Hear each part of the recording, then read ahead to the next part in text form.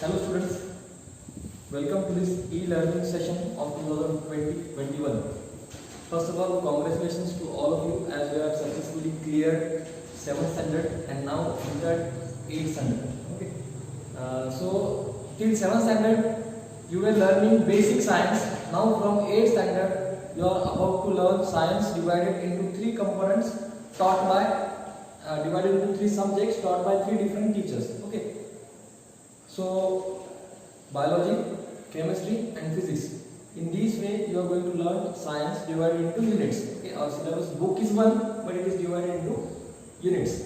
Science units, biology units, physics units and chemistry units. Okay, the biology units I am going to teach. First and one of the most important biology unit, that is crop production and management. Okay, crop production and management. The word itself indicates producing crop and managing it. Management comes to meet the supply, to meet the demand of the population, comes under management. Storage of the food produced, then harvesting of it, how to remove the food from a plant. Okay, and production. In production comes what are the basic practices, agricultural practices that are required to produce sufficient amount of food. Okay, now basically this unit is under the heading agriculture. Okay, agriculture is a division of science that deals with practicing food crops, practicing food crops, that is growing food crops over the season according to their need, according to the weather, according to the atmosphere.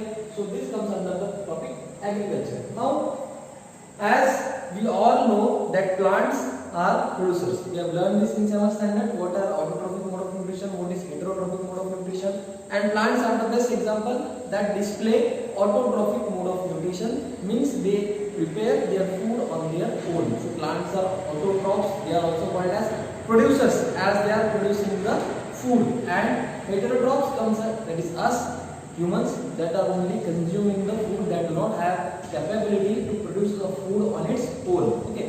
So now plants are the producers. Let us have a look at some stats.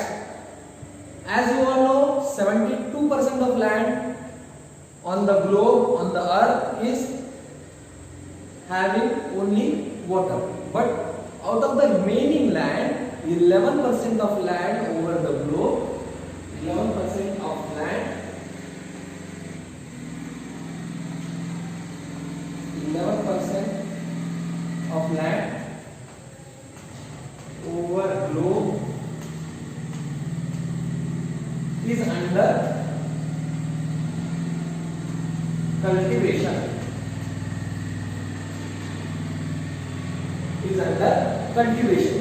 Why it is necessary in India to continuously produce the food? Because India is a vast country. India is a country with more than 130 crores of population, and to meet the demands of food, it is necessary that this process of crop production should be continuous. Okay, there should not be any stop, any stay in this process of production, crop production. Okay, and India is regarded as agrarian country. India is regarded as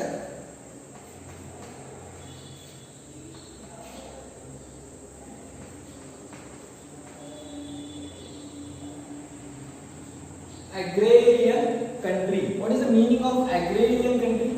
Agrarian means people in India are mostly belonging or mostly dependent on the occupation as farming. So basically, majority of the people in India are dependent on farming for their survival. They are dependent on the farming. So agriculture is practiced more in India. That is why India is referred to as agrarian country. Okay, and now let us have a look back at how agriculture started. See, at the earlier times people were nomadic. Okay, at the earlier times people were nomadic. What do you mean by nomadic? Nomad is a person who wanders, but there must be a reason for wandering, right? Or otherwise we call it just mad. Okay, but if a person is called nomad means that person is wandering in search of food. That person might be wandering in search of shelter. That person might be wandering for the basic needs. So such people are called as nomad, and their wandering process is referred to as nomadic. So the people were nomadic. They used to wander. Now, meanwhile, wandering in the process of food, there is a theory that you also might have learned, that our ancestors from which we are born, they used to eat particular type of fruit, and the seeds of those fruit they used to throw. Now when they are hiding inside a cave, they used to observe that during rain, the same seed, after getting water, after getting nutrients from the soil, the same seed has again grown into a tree. That struck their mind, and there arose the idea of agriculture. So people started instead of throwing their seeds everywhere, what people started to grow those same seed in a particular land, and that gave rise to farming. So they started farming basically. Now people are nomadic, so that's why they used to wander, and then arise the farming. Now how can you define a particular kind of crop? What is crop? What they will grow? They will grow crops. So what is crop? For example, in my garden, I have grown a lotus tree. Small lotus plant I have grown in my garden. And can I call it a crop? No, I can't call it a crop. Why? Because it is not grown on large scale. So crop is when same kind, next concept, crop. Okay. So crop is when same kind of plants are cultivated in large number at a place. When same kind of plants are cultivated on large number at a place, then it is called as a crop. Okay. So next is crop. When same kind of plant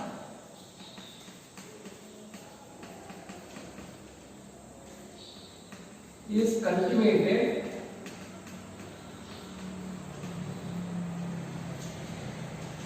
at one place on large scale.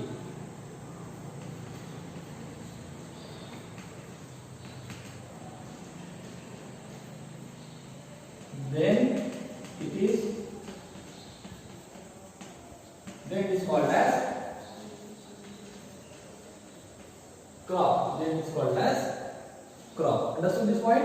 When same kind of plant is cultivated at one place on large scale, then it is called as a crop. So, for example, if in my farm I am growing wheat over 5 acres of area, so that will be called as crop of wheat. Okay. If I am growing rice, that will be called as crop of rice. Paddy is a word which is used to represent rice field. Okay. You will be familiar with this word in the upcoming video lectures. Okay. Now hope you have understood this point. Now we will have a look at what are different kind of crop. Okay. We have understood this, that crops are same kind of plants grown at a place on large scale. But how many kind of crop there are? Because see, India is not same at each portion of its land. Okay, that is, India is a diversified country. Many parts of India are showing continuous cold atmosphere. Many parts of India are having hot climatic conditions like deserts. So India is a diverse country with diverse climate and different availability of water. At some places there might be a lot of water available, rainfall. The pattern of rainfall is more there, and at some places there might be a scanty rainfall, that is less rainfall. So according to that, in India there are basically 3 seasons or 3 kinds of crop we are about to classify now. Okay, so now we will have a look at the different kinds of crops.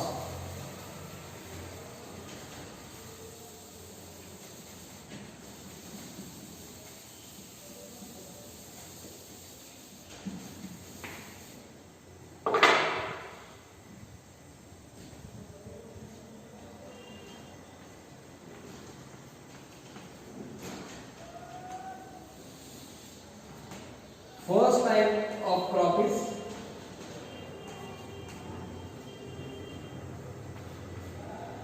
Kharif crop.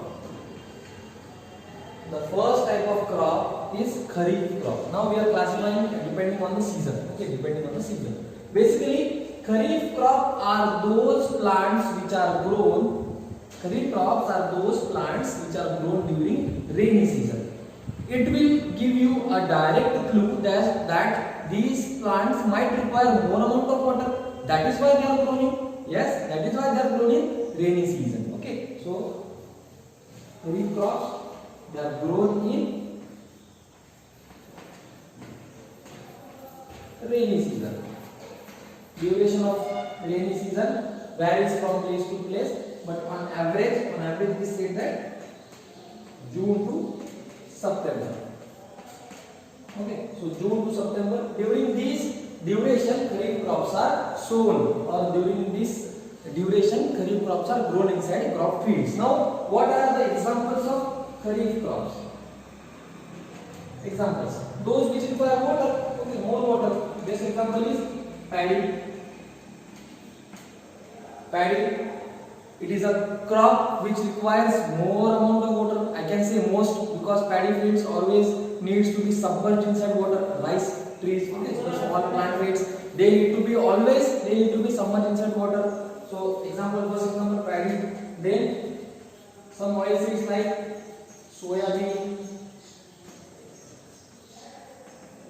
cotton, etc. Okay, here we will have a look at one diagram which is going to show you different examples of Kharif crops. Okay, you can note down the examples. Understood this? Kharif crops grown in rainy season. They are usually grown during June to September. They are usually grown during June to September, and examples of it: paddy, soybean, cotton, etc. Okay. Now next type of crop, Rabi crop.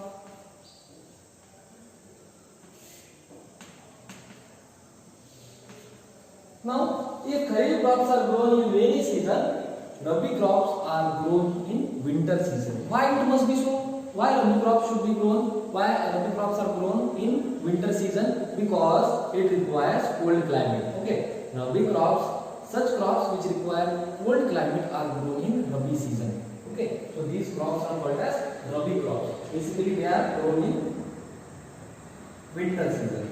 As winter season provides suitable cold environment,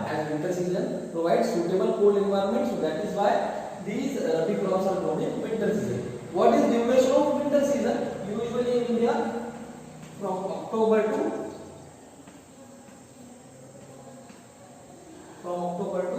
Feb. Okay, February, from October to February. So this is the duration. So Rabi crops are grown during October to February. Okay, and what are the examples of it then? Famous example of it is wheat, then pea, etc. Okay, Rabi crops grown in winter season, grown during October to Feb, and example is wheat, pea, etc. So these two are the main type of classification. But now again question must arise in your mind that if Kharif crops grown in rainy season, Rabi crops grown in winter season, then summer season, what about summer season then? Are there any plants which are also grown in summer season? Answer is yes. So there comes a less important, or you can say less classified type of crop, okay, which is not classified much often. Okay, but we have to classify here. So the last is Zade crop. Zade crops. Okay, so the last type of crop here is Zade crops. Now Zade crops, they are grown basically in summer season.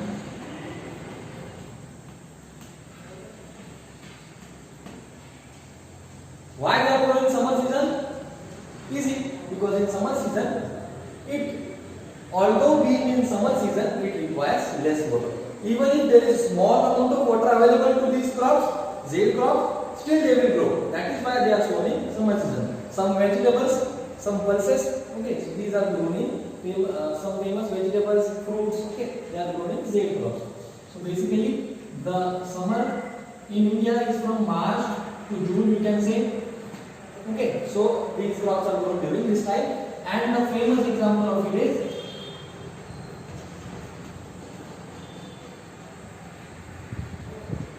watermelon, one of your favorite fruits during summer season. So watermelon is one of the famous example of shade crops. Okay, so these are the three types of crops: kharif crops, rabi crops, and shade crops. You have also looked at the examples of shade crop, examples of rabi crops, and examples of kharif crops. You may note down the examples also for the future references.